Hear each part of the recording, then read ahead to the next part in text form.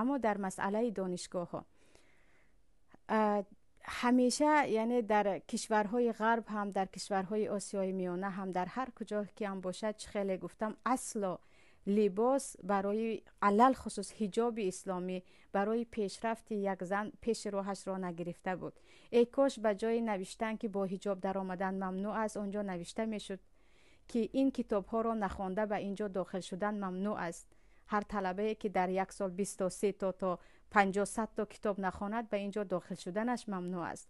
به جای اینکه یک چند نفر آنجا بنشینن، یک زن حجابدار را بپرسن که، یا یک خواهر حجابدار را بپرسن که چرا با حجاب به دانشگاه می آیی، ای کاش میپرسیدن که امروز چی خوانده و می آیی، چی هدف داره و اینجا می آیی.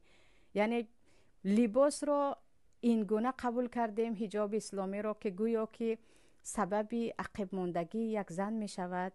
اما برابر من کردن حجاب دیده ایستادیم که چقدر عقب ماندیم، علل خصوص زنها. پس زنهای با حجاب، زنهایی که عفت خود را داشتند، آنهایی که میگویند من به خاطر الله در قانونهای الله زندگی میکنم، اصلا به خاطر جای کارتان، اصلا به خاطر تدریستان از بحر حجاب نگذرید.